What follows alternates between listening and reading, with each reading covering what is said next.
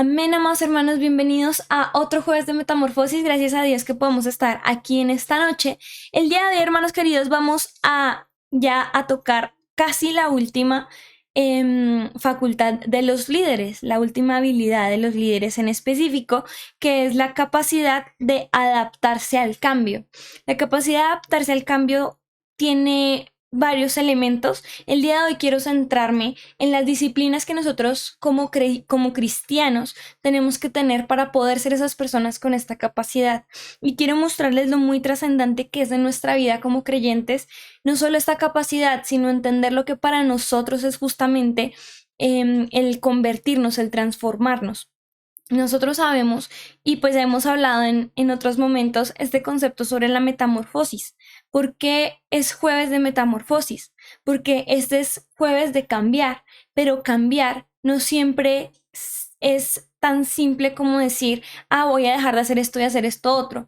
En realidad, los cambios profundos, los cambios que constituyen una metamorfosis en nosotros, son aquellos cambios que vienen después de la crisis.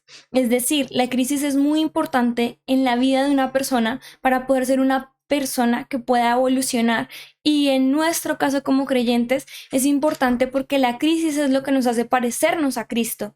Entonces, hoy quiero mostrarles por qué es tan importante. Ahora, ya entendiendo que la capacidad de adaptación al cambio básicamente es eso, es básicamente la capacidad de hacer metamorfosis, de transformarse ante los cambios que necesitan de nuestra transformación. Y es importante porque la realidad no es estática. ¿Qué pasa? Nuestra realidad siempre va a estar cambiando, la realidad de la iglesia, la realidad de nuestras vidas. Es más, el día de ayer ya no era igual al de hoy. Hoy ya estás viviendo otra cosa diferente. A pesar de que vayas al mismo trabajo, vives cosas distintas, escuchas cosas distintas. Constantemente la realidad está cambiando. Y así tú vivas en tu pequeña burbuja, la realidad alrededor de nosotros en el mundo también está cambiando constantemente. Y si somos personas que quieren ignorar el cambio en lugar de adaptarse a él, lo que va a pasar es que aquel que no se adapta al cambio y que no entiende la variabilidad de la realidad, simplemente se convierte en una víctima de ella. La persona que no entiende que la realidad no es estática, sino que se está moviendo, es una víctima de la realidad. A menos que decida adaptarse, tenga la capacidad de adaptarse, para que no sea una víctima de la realidad, sino que por el contrario, la realidad le presente una herramienta. Ahora, quiero invitar a los amados hermanos a Isaías 43:1. Y quiero ahora sí que veamos cómo podemos generar esta adaptabilidad, cómo podemos ser esas personas que se adaptan a los cambios. Entonces, lo primero que quiero que veamos es tres disciplinas de pensamiento, que es lo que nos permite adaptarnos a los cambios. Y la primera de estas tres disciplinas de pensamiento que nos permiten adaptarnos a los cambios es saber que el cambio es una ley de evolución, entender que los cambios son buenos y que a pesar de que nos pueden generar caos o que nos puedan generar situaciones de incomodidad, el cambio es la ley de la evolución, es la ley de crecer. Sin cambio no hay crecimiento, no hay desarrollo, es fundamental. Y se los quiero mostrar aquí en Isaías 43:1. Dice: ahora, así dice Jehová, creador tuyo, oh Jacob. Pero luego dice: formador tuyo, oh Israel. Esto me parece muy llamativo porque inicia diciendo que lo ha creado, pero lo que él creó no se quedó en su primera etapa de creación, sino que necesitó ser formado para hacer algo distinto. Entonces, volvamos a ver. Ahora sí dice Jehová, creador tuyo, oh Jacob. Es decir, él creó a Jacob, al hombre imperfecto. Y luego dice, y formador tuyo, oh Israel. Pero del imperfecto formó a través del cambio al hombre perfecto.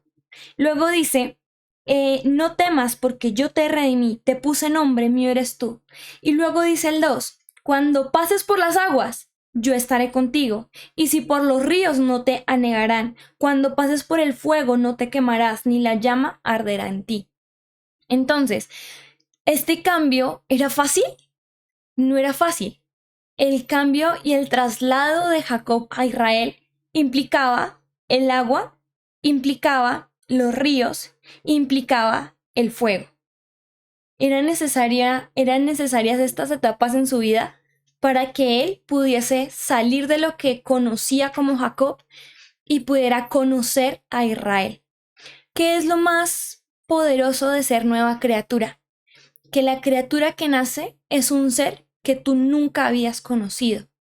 Cuando una persona nace de nuevo, nace una persona que el ser físico jamás ha conocido, pero que al nacer de nuevo podemos conocerle, que es la persona de Jesús en nosotros y lo que hace Cristo en nosotros. Y este ser completamente distinto solo se puede conocer cuando has pasado la crisis, cuando te has transformado, cuando te has convertido. Entonces, la primera disciplina de pensamiento que tenemos que tener es que no hay manera de evolucionar sin el cambio. Y como les decía a los hermanos, y que es lo que quiero que se queden, el cambio es la ley de la evolución. No puede evolucionar sin cambiar. Ahora, hay algo que es importante del cambio de Israel. Muy importante, pero no se los quiero mostrar ya. Quiero mostrárselos al final, pero sí quiero que no pierdan a Isaías porque vamos a volver ahí a Isaías, porque hay un detalle en el cambio de Israel. Ahora, ese cambio dependía de más parámetros, pero antes de ir a los otros parámetros, quiero que vayamos a San Lucas 7:39. ¿Por qué es tan importante? Porque es tan importante entender que es fundamental para ser otra persona, porque este mundo nos tiene engañados con el sé tú mismo. Lo mejor que puede ser es ser tú mismo. Siempre sé tú mismo. Y está como esta romantización, ¿no? De ser siempre tú mismo. Y resulta que eso realmente no es lo que Dios quiere en nosotros ni es lo que funciona. A nadie que quiera evolucionar le funciona solamente ser él mismo. Y quiero mostrarles aquí, en San Lucas 7:39, una mujer que decidió dejar de ser quien era. Ella tenía que dejar de ser quien ella era para poder ser no solo lo que Dios quería de ella, sino poder ser algo bueno. Entonces, dice, cuando vio esto el fariseo, nosotros aquí en San Lucas capítulo 7, de pronto para las personas que no lo conocen, habla sobre María. María vino y llegó a los pies de Jesús, como nos comentaba el pastor este domingo, y cuando ella llegó a la casa del fariseo, ¿quién era el fariseo? El fariseo era una persona que lo que él era el doctor de la ley, siempre había ejercido, por decirlo así, lo que para en ese momento era la justicia. Y luego llegó una persona que no era nada de eso, que era todo lo opuesto. Y lo que dice aquí no es falso. ¿Qué dice? Cuando vio esto el fariseo que le había convidado, dijo para sí, si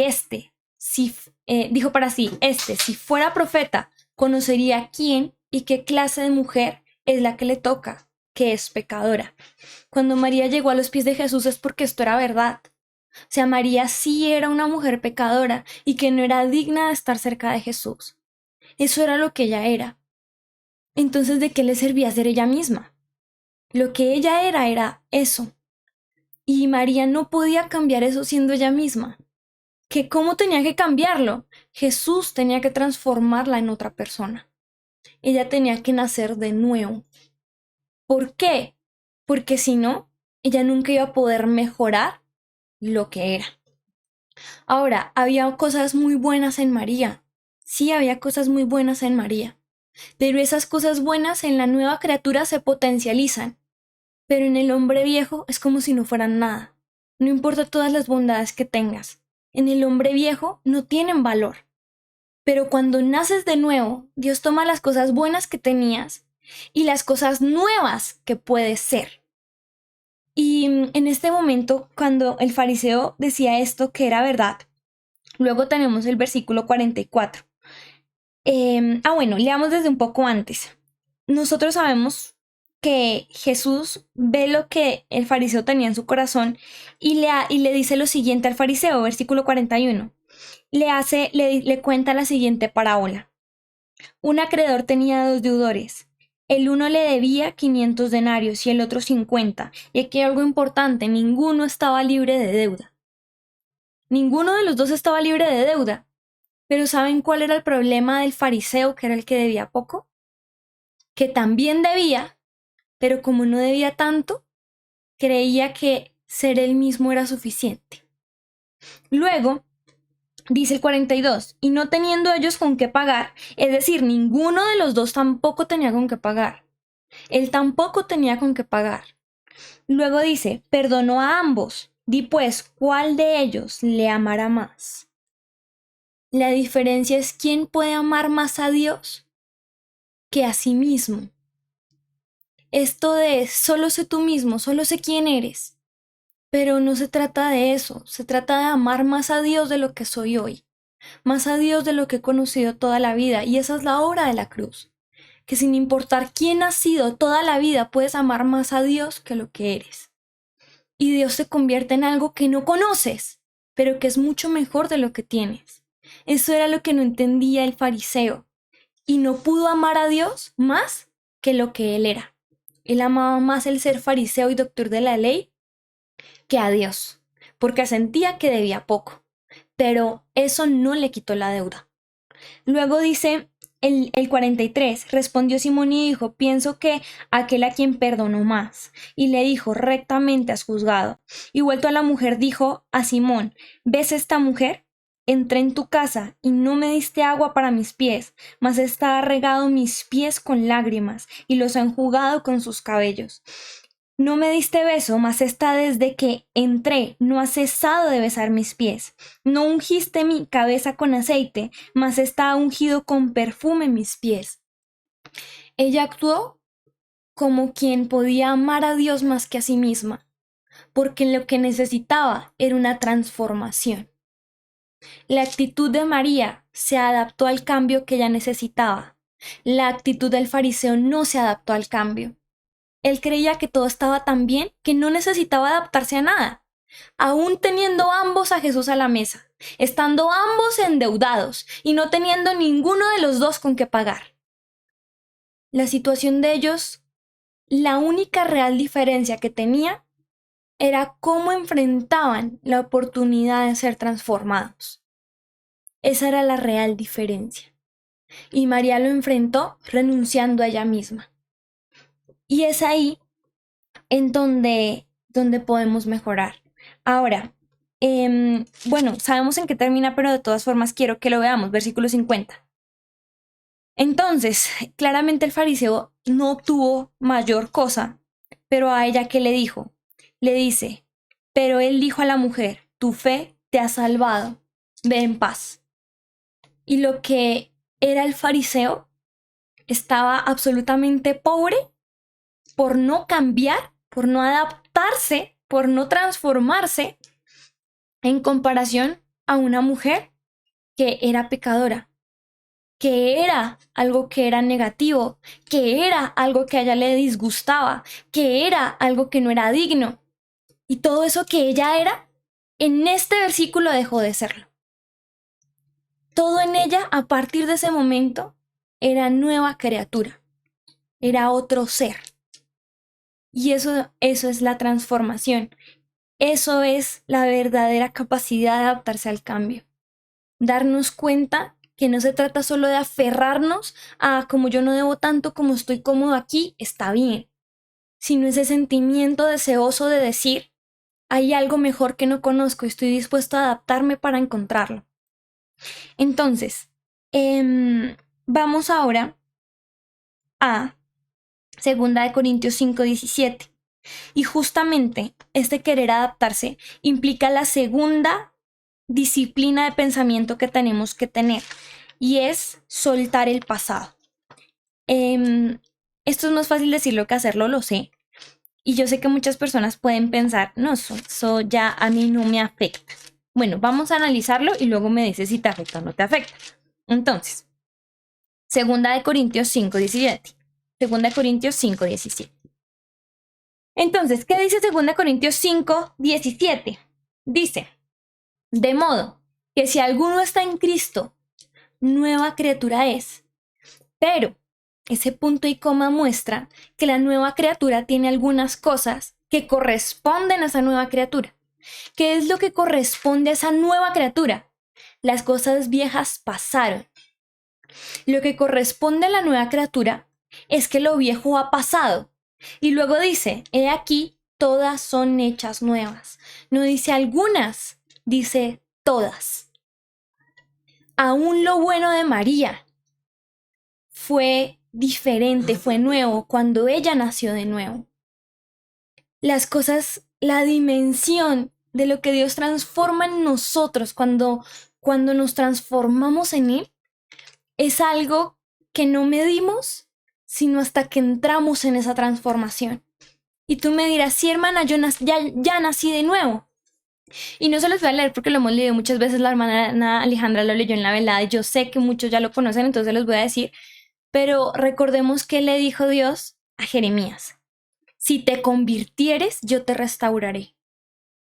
Y es muy curioso porque Jeremías era profeta, pero él también necesitaba transformación. Y luego le dice, si entresacares lo precioso de lo vil. ¿Y qué es entresacar lo precioso de lo vil? Separar lo viejo de lo nuevo.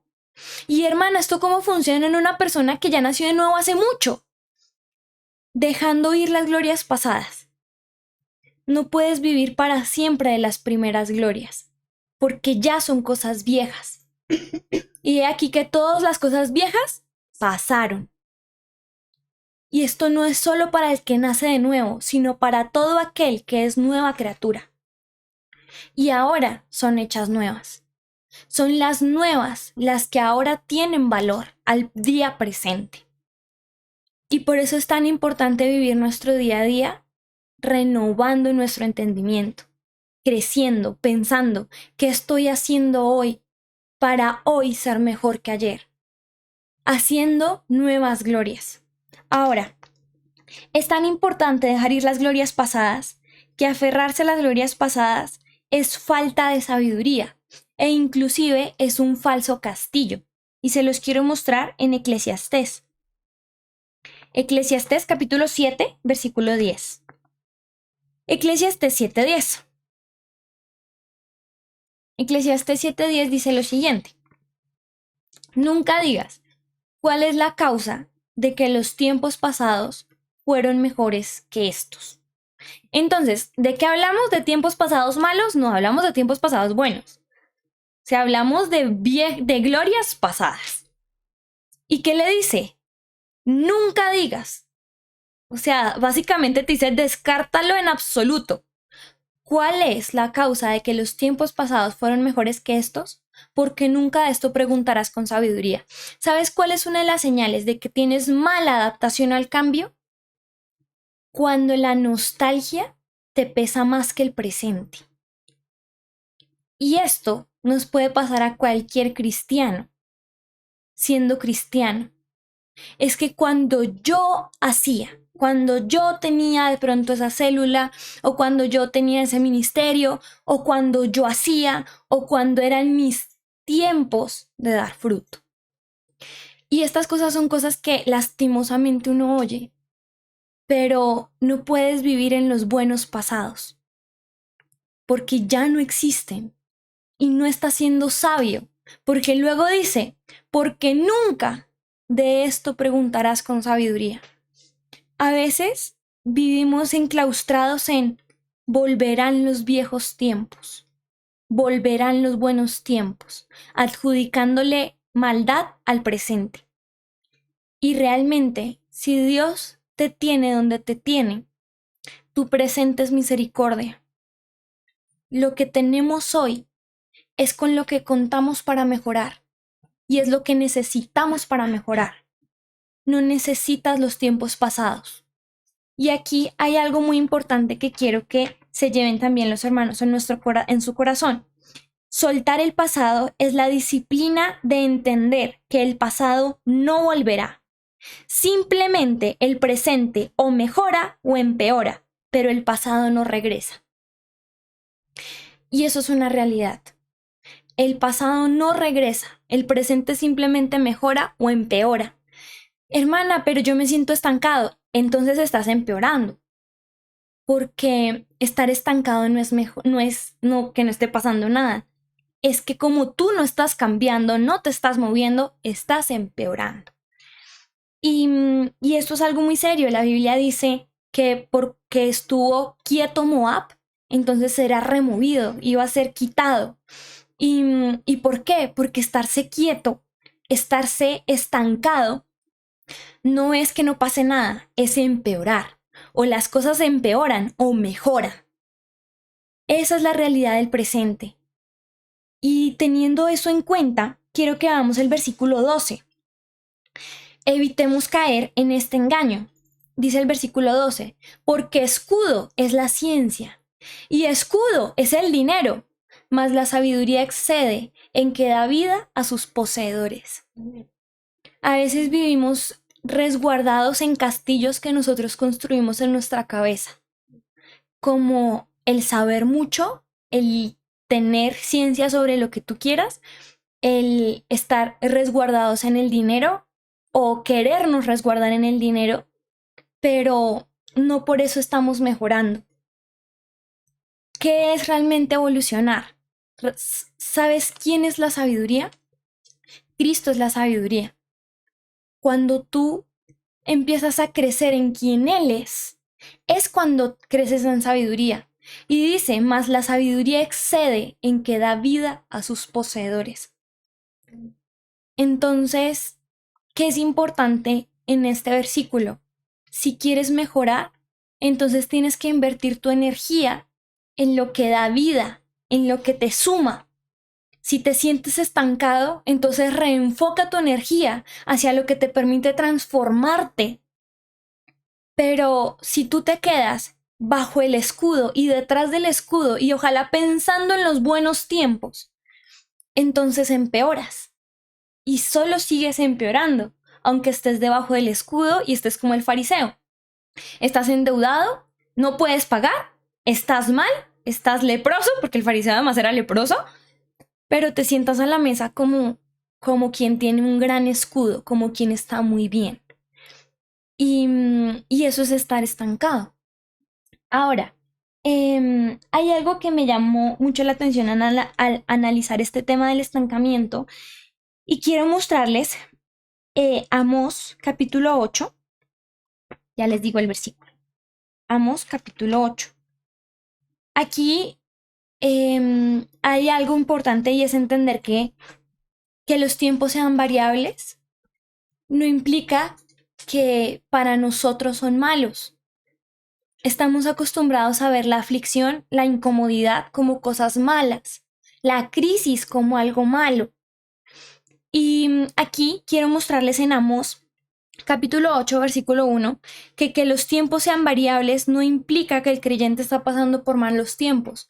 Puede que esté pasando por tiempos de crisis, pero los tiempos de crisis no son malos tiempos, son tiempos de transformación. Y aquí quiero mostrarles un pueblo que estuvo estancado. Dice, así me ha mostrado Jehová el Señor, he aquí un castillo de fruta de verano. A mí me llama mucho la atención porque yo personalmente nunca había leído esto, pero me llamó mucho la atención el concepto de la fruta de verano. ¿Qué pasa con la fruta en el verano? La fruta del verano es la fruta de esa temporada. Es decir, hablamos de un lapso de tiempo, valga la redundancia, temporal. Cuando hablamos de la fruta del verano, hablamos de los frutos de lo que parecían buenos tiempos. Pero estos creyentes se estancaron en esos buenos tiempos hasta que Dios llegó a aborrecerlos. Dice, y dijo, ¿qué ves, Amós? Y respondí, un castillo de fruta de verano. Vio un castillo de frutos de los buenos tiempos, pareciera. Y me dijo Jehová, ha venido el fin sobre mi pueblo Israel, no lo toleraré más. O sea, uno dice, ¿qué está pasando? Y es que ellos en esos buenos tiempos se llenaron de soberbia y de orgullo. Y en ese tiempo de buenos tiempos se olvidaron de Dios y se convirtieron en un castillo de fruta de verano. Y luego quiero que vayamos a Miqueas 7:1. Miqueas 7:1. Miqueas capítulo 7, versículo 1.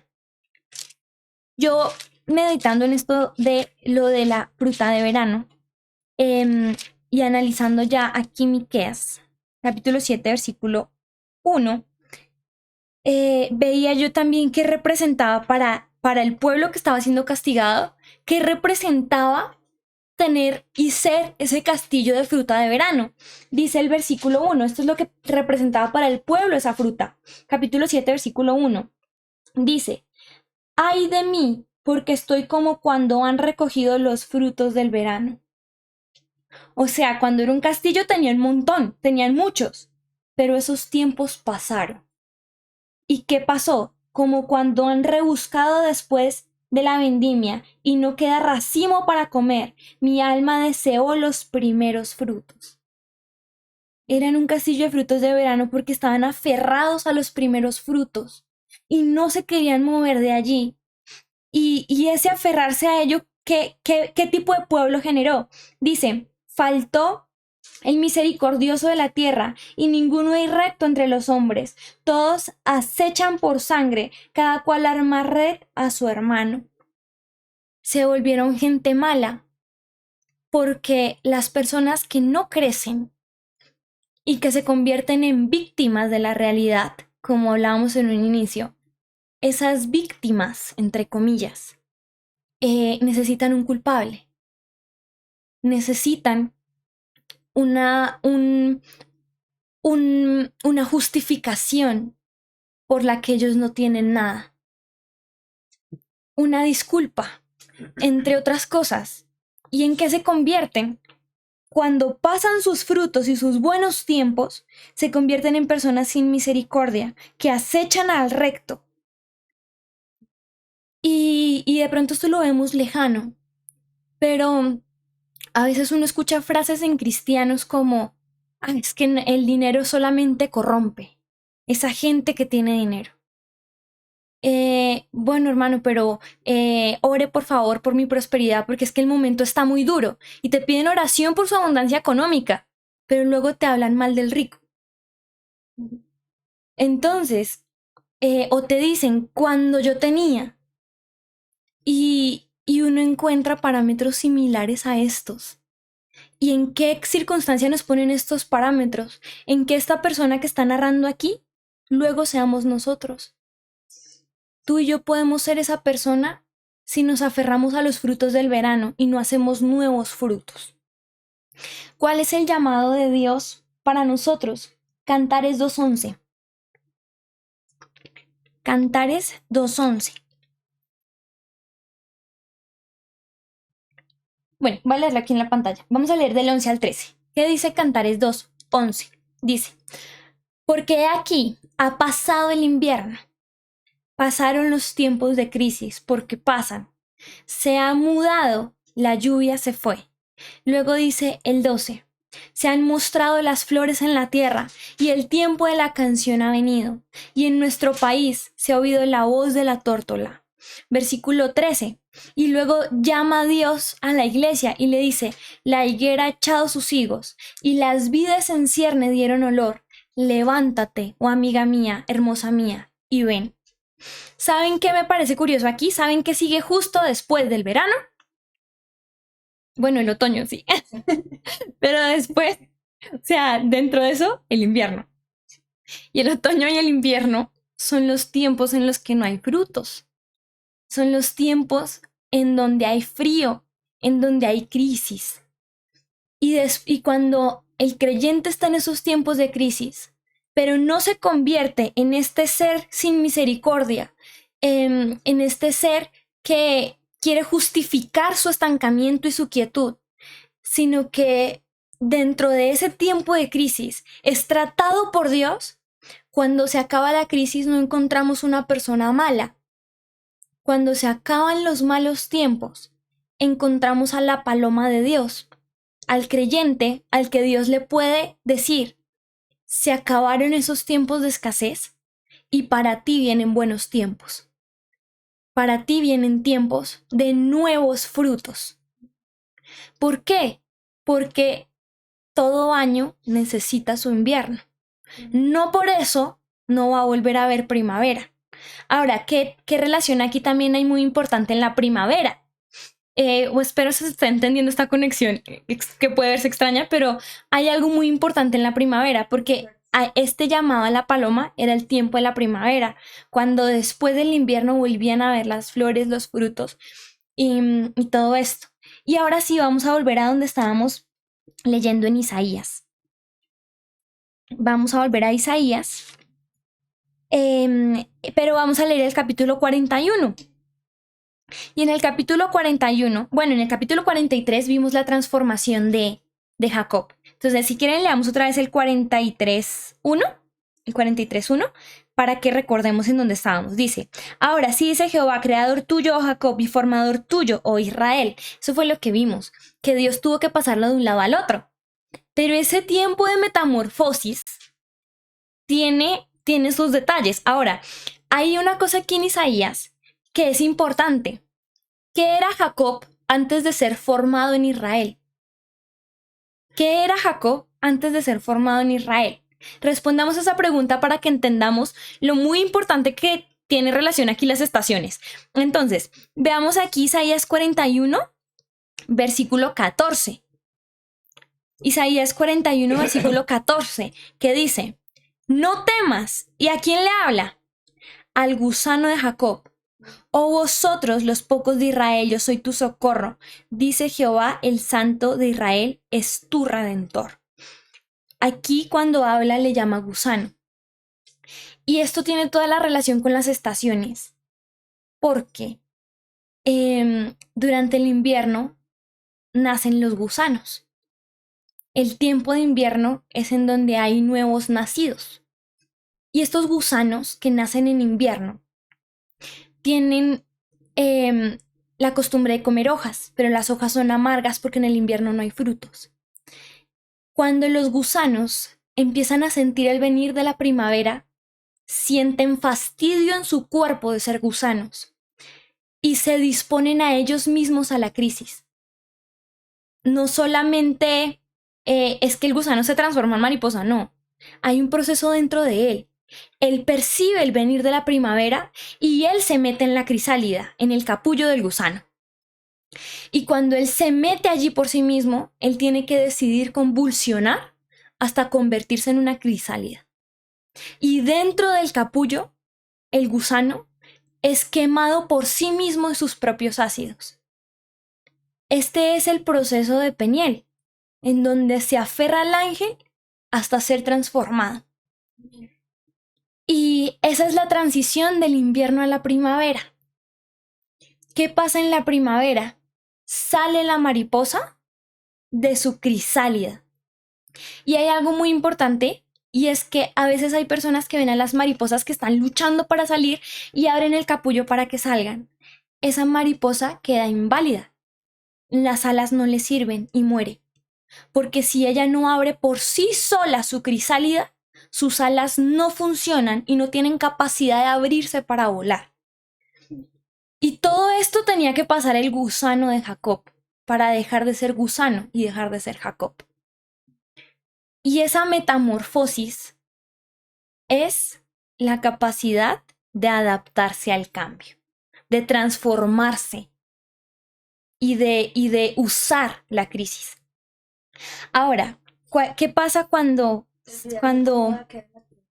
sí, me dicen aquí de olvidar lo cómoda que era la tierra y lo que era ser gusano?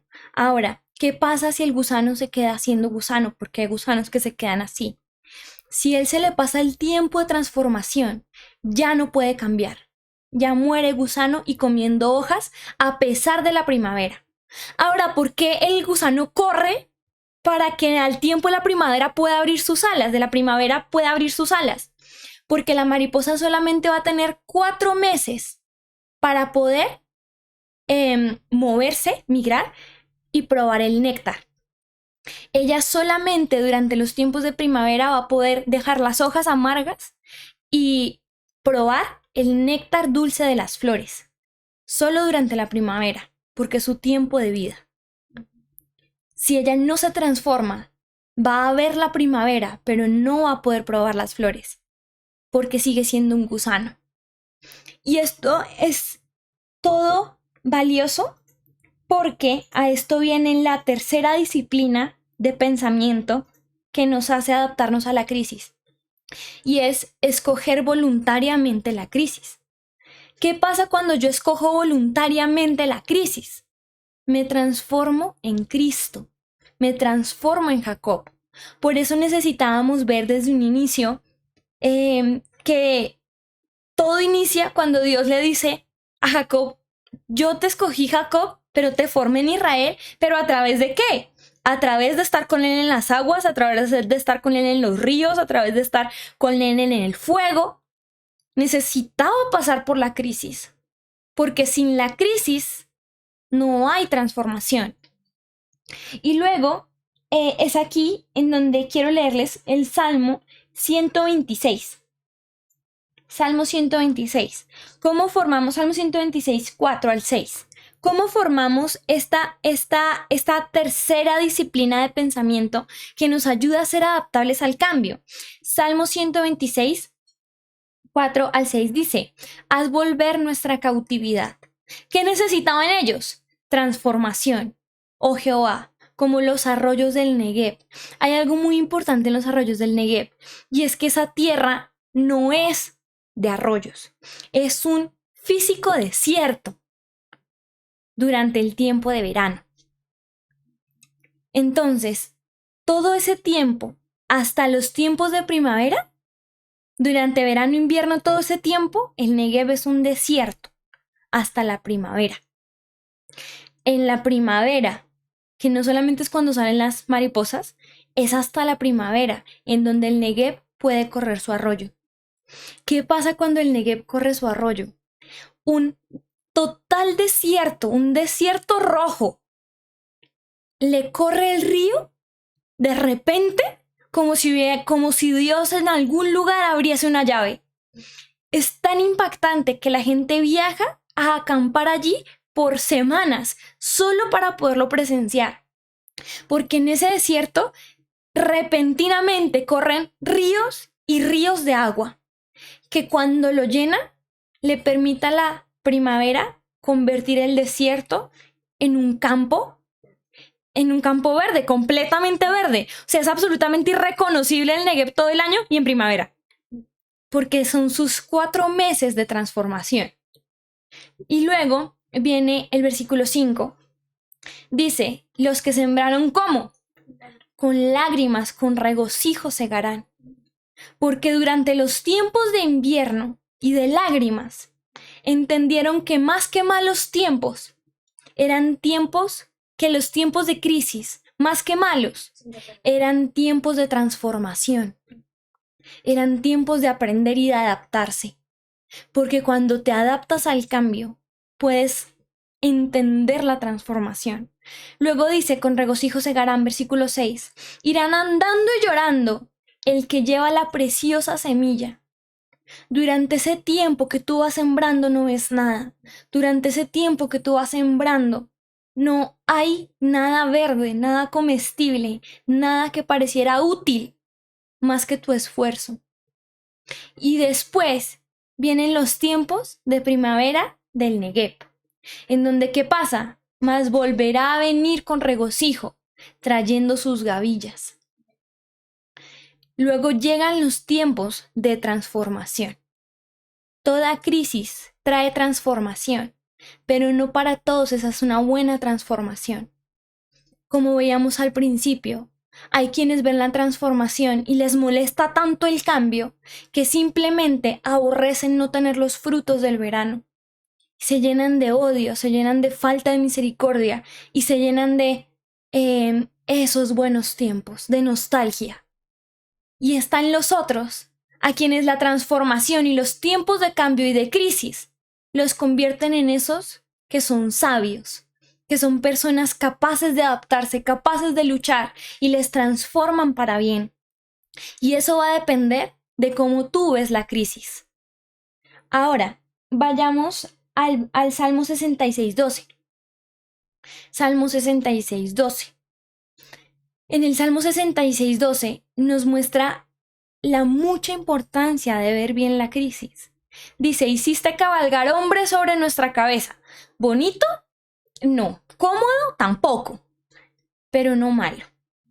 Pasamos por el fuego y por el agua, como Jacob. ¿Y nos sacaste a qué? A abundancia.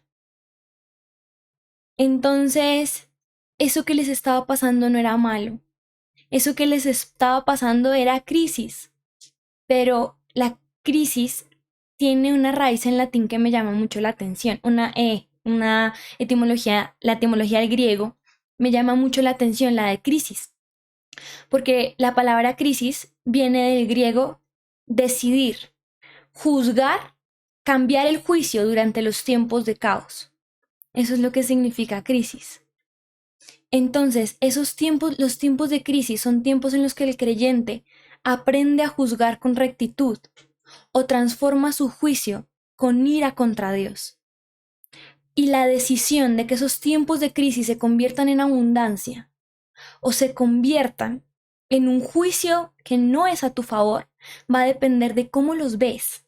Porque la crisis son los tiempos de decisión y de decidir qué juicio vas a tomar tú hacia las cosas. Esos son los tiempos de crisis. Y en esos tiempos de crisis, en los que hombres cabalgaron sobre sus cabezas, pasaron por el fuego y por el agua, en los tiempos de desierto del pueblo, no todo el pueblo vio bien la crisis. Hubo unos del pueblo que decían, Señor, nos trajiste aquí a morir, y esos murieron. Pero hubo otros que decían, nos trajiste aquí porque nos trajiste a poseer, y esos salieron a abundancia. Entonces, ¿cómo ves la crisis? Luego, vamos a ir a 2 de Pedro 2:18. No solamente es importante cómo la vemos, sino que esta disciplina de pensamiento que nos ayuda a adaptarnos al cambio es escogerla para transformarnos. No solamente es verla bien cuando llega, sino escogerla. Y se los quiero mostrar. Aquí en 2 de Pedro 2:18. 2 de Pedro 2:18. 2 de Pedro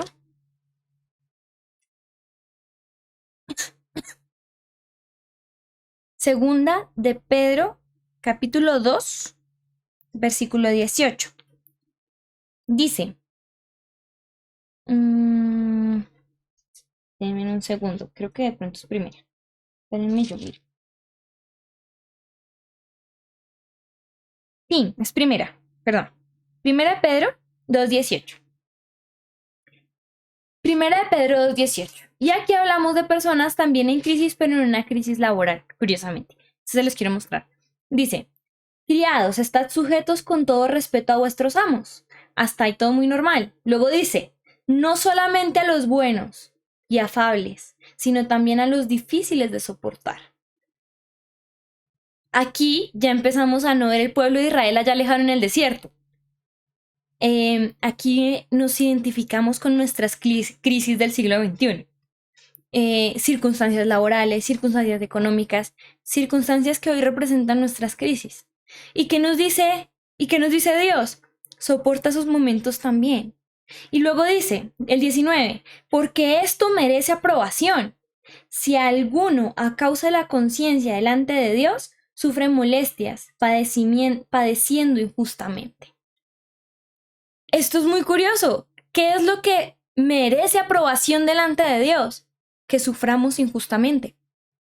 Sufrir injustamente trae aprobación de Dios, de acuerdo a este versículo. Y uno dice aquí, ok, fuerte, que muchas personas pensarán que Dios es injusto. No, Dios no es injusto, justamente porque es justo. Premia al que con injusticia sufre. Pero hay algo aún más llamativo dentro de estos versículos, y es el versículo 20.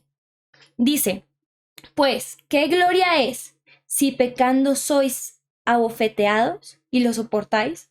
Mas si haciendo lo bueno sufrís y lo soportáis, esto ciertamente es aprobado delante de Dios.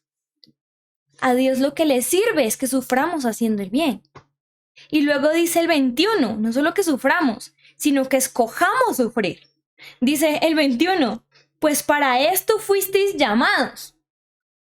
O sea, es que además lo que te está pidiendo es escógelo, porque también Cristo padeció por nosotros, dejándonos ejemplo para que sigáis sus pisadas. Es decir, escoge la crisis para transformarte, para ser más como Jesús. Y esto me tuvo pensando varios días, porque siento que cuando yo leo esta cita, pienso en todo lo que las personas pueden sentir, o sea, o lo que pueden estar sintiendo los hermanos que me están oyendo mientras yo leo esto, porque claramente es muy fácil yo decirles aquí, ay, no escoge el sufrimiento, pero yo sé que muchos hermanos están pasando por crisis, y por crisis que obviamente son incómodas y que obviamente estar dentro de la crisálida, pues es doloroso, o sea, es doloroso. Pero, ¿cuál es el beneficio de la crisis? Sin crisis no hay transformación. Y todos queremos ser como Jesús, es verdad.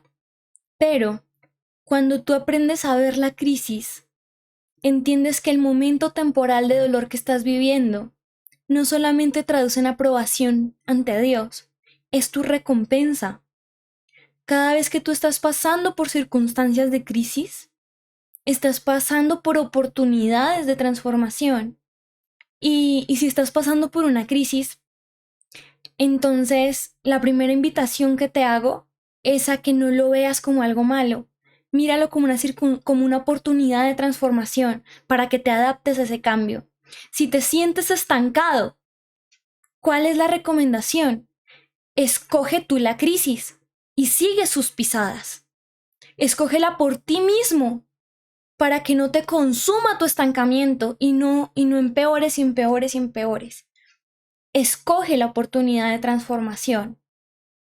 Y si estás saliendo de la crisis, entonces te felicito, porque aquí mismo en el 23 dice, quien cuando le maldecían no respondía con maldición, cuando padecía no amenazaba, sino encomendaba la causa al que juzga justamente, quien llevó él mismo nuestros pecados en su cuerpo sobre el madero, para que nosotros, estando muertos a los pecados, vivamos a la justicia, y por cuya herida fuisteis sanados, porque vosotros erais como ovejas descarriadas, pero ahora habéis vuelto al pastor, obispo de vuestras almas.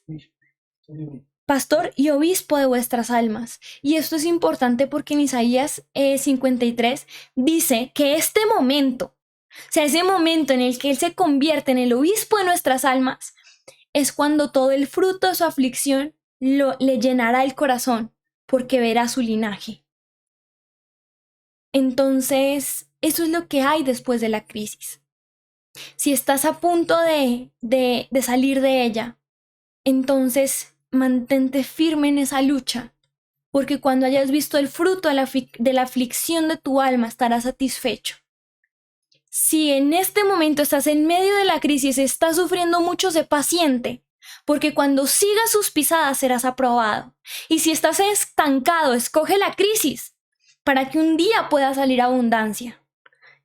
Y eso es básicamente lo que es tener capacidad de adaptación al cambio.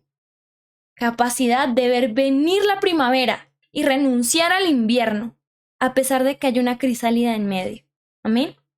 Entonces, oremos para que Dios nos permita convertirnos en esas personas que tienen capacidad de adaptarse, y no solo capacidad, sino ganas de adaptarse, ganas de superar la crisálida y ganas de pagar el precio que sea necesario con tal de vivir con alas. Amén. Oremos. Gracias, Padre Celestial, por el día de hoy, Señor. Señor, enséñanos a ser como tú. Enséñanos, Señor, lo que le querías enseñar al pueblo, cuando lo pasaste por el desierto, cuando permitiste, Señor, que caballos cabalgaran sobre su cabeza, que pasaran por el fuego y por el agua. Enséñanos, Padre Celestial, el valor de la crisis, que es valiosa, Señor, para ajustar nuestro juicio, para tomar las decisiones, para decidir amarte y para ser más aprobados delante de ti. Señor, enséñanos en nuestra vida cotidiana a dejar ir el pasado. Enséñanos a no aferrarnos a los tiempos de verano y más bien a prepararnos para la primavera, Señor. Señor, porque tú estás cerca, Señor, más cerca de lo que esperamos. Señor, sabemos que como dice Dios mío, la Biblia, la visión vendrá y no tardará. Señor, pronto cumplirás tus promesas, Padre Celestial, y en su tiempo oportuno, Señor, podremos, Señor, ser como Israel, que tú lo pasaste por el fuego y por el agua, pero luego, Señor, gustó de la abundancia de la nueva criatura, Señor. Señor, permite que podamos, Dios mío, vivir como tú le demandaste a Jeremías, entresacando lo precioso de lo vil. Señor, voluntariamente escogiendo la transformación antes que el estancamiento. Señor, enséñanos a ver con buenos ojos tus procesos y enséñanos a agradecer en medio de todo tiempo, sea invierno, sea verano, sea otoño, sea primavera, Señor, que en todo tiempo estemos siempre agradecidos. Y gracias, Padre Celestial, porque podemos ser transformados, porque Cristo murió en la cruz, porque tenemos un sumo sacerdote que a través del cual nacemos y crecemos en él, porque tenemos un Dios poderoso que transforma aún al creyente de mucho tiempo en una nueva creación, en una creación capaz de no vivir de las glorias pasadas, sino de hacer nuevas glorias y de superar nuevos retos. Gracias, Padre Celestial, en el nombre de Jesús. Amén. Amén, amados hermanos, que Dios les bendiga y nos vemos el próximo jueves de Metamorfosis para ya ver la última habilidad antes de ver a los líderes bíblicos. Amén. Que Dios les bendiga y nos vemos dentro de 8 días.